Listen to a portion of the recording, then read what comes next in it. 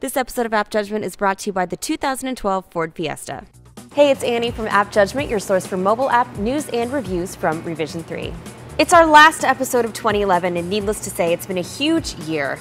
At this time, just about a year ago, we were still reviewing zombie running apps. We had no Spotify, no sound tracking, no Google+, and no Rebecca Black.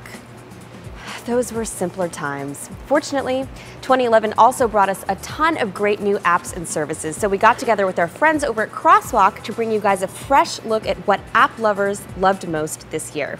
In case you haven't seen yet, Crosswalk is the new social platform for discovering new apps for iOS.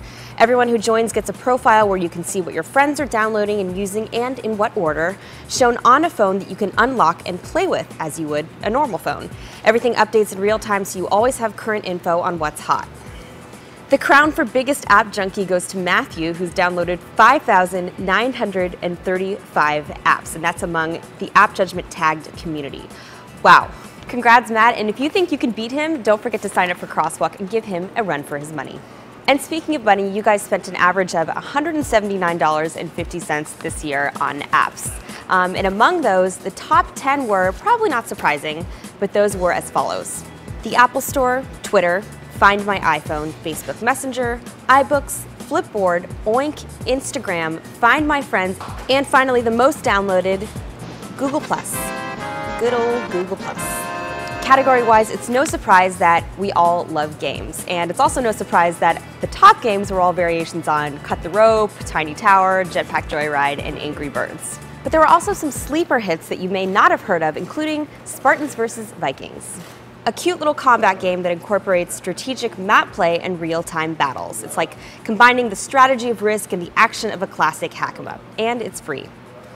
Another surprise hit, iPharmacy Pill Identifier and Medication Guide, an app that helps you identify those random pills that you find at the bottom of your teen's laundry hamper, or something like that. Which also brings us to a great viewer question from Jason that a lot of us can identify with.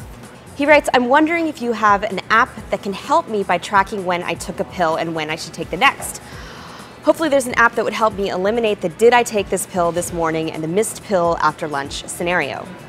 Jason, drugs.com actually has a good app for those of us who manage multiple prescriptions. Pill Reminder is one that you might want to try for basic notifications.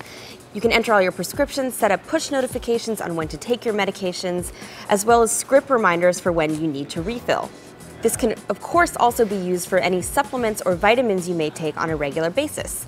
I'm a fiend for the fish oil myself, and you don't want to overdo that, trust me. It's 99 cents, but it's definitely worth it for an app to help keep you healthy and prevent that nightmare scenario. By the way, what was your favorite app of the year? Let us know in the comments, or on Twitter, or on Facebook, or on Google+, or on Crosswalk. Don't forget to sign up so we can all spy on each other to see what we're all downloading. See you next year. Bye. Once again, we're sponsored by Ford and the 2012 Ford Fiesta. We really loved having this car, and we actually don't want to give it back. Over the past few months, we've told you about a ton of great features found in the Fiesta. From sync app link to push-button steering wheel controls to killer gas mileage with easy capless fill-ups. Obviously, you can tell how much we love this car. You guys need to go check it out for yourself, though. Many thanks to Ford for sponsoring App Judgment.